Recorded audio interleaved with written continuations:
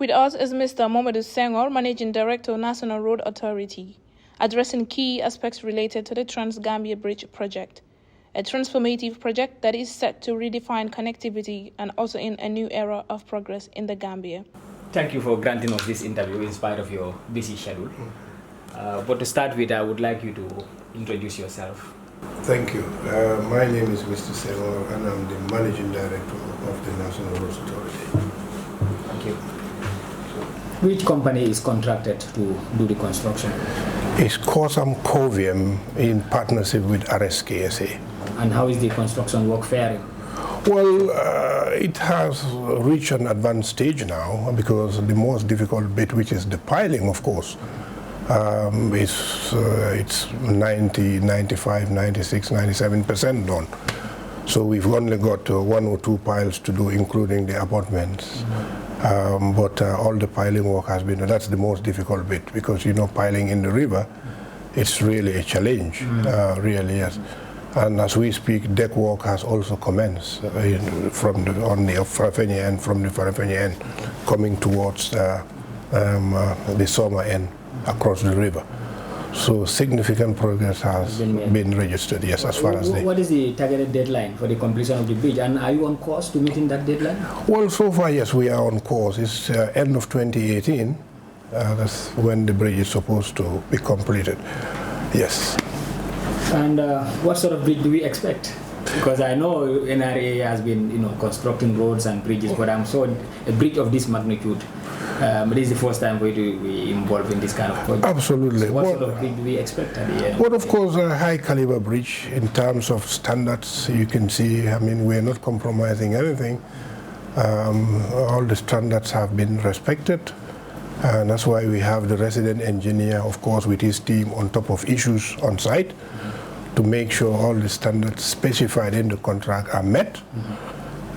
So at the end of it all, we're going to have a very stable, sound, and safe bridge for the populace. What would be the lifespan of the bridge? Are you privy to that information? Well, bridges are 100 years and so. I mean, really, bridges are heavy structures. Exactly. So when you design and construct them, mostly considerations, of course, you concentrate more on the services they are designed for.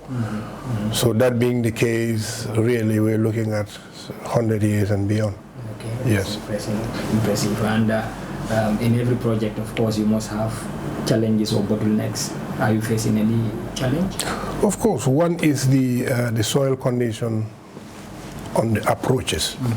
We've got a mud layer of 20 meters deep. That is really a challenge from an engineering point of view. But we are looking at this in collaboration with the consultants to see, to make sure we come up with solutions that would last for the entire lifespan of the bridge. Because what happens, we don't want to come up with solutions that would allow for consolidation to happen.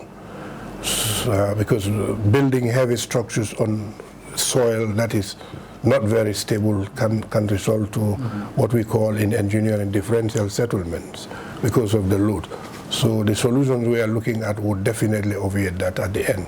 Mr. Senghore, another concern that people are raising, especially those who are earning their living around that end, is that upon completion, the ferry service would be no more, which is employing and providing income for a lot of people. Yes. Now, what mechanism do you have in place to substitute the income loss that GPA in particular is going to incur when the bridge is completed? Well, some of the staff working at the crossing would be compensated through a severity package.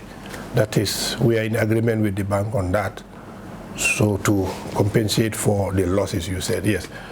But we are hoping that the bridge is going to be tolled. We are hoping that once the toll facilities are on site, some of the employees can also be employed within those setups because they have quite good experience when it comes to revenue collection and issues like that. So it's not a complete loss to them, but we are also looking at how best they can also be redeployed to other areas. where ferry services would be needed. Okay. Now, my final question. The bridge would not only connect the South Bank and the North Bank, but it would also open the traffic, the international traffic into the country. Absolutely. Now, what advice do you have for drivers and the people, especially those living within the immediate environments of the bridge? Well, people need to be careful because this is one of the the biggest projects of its nature we have in this country. So we all know opening up borders can create other issues as well. So we have to be mindful.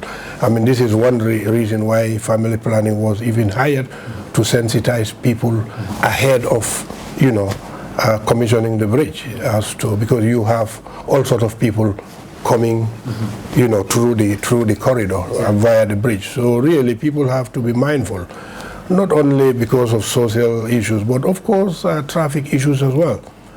We're going to be having, I think we will be seeing heavier trucks in numbers compared to what is happening on site at the moment. So we have to be very careful.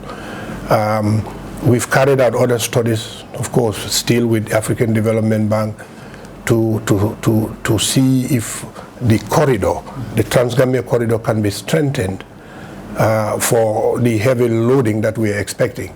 In relation to that, of course, we also commissioned another study to see and improve on some of the safety issues along the corridor, road safety issues. So, because we know once the bridge is open, the traffic is not only going to increase, but it's also heavy traffic is going to multiply. Yes, because as you said, the road connects, it's a regional corridor. It connects Senegal, Gambia to other countries of the region. So these are some of the steps we have taken. Thanks for sharing with our viewers the vision behind this project in fostering positive change in the country.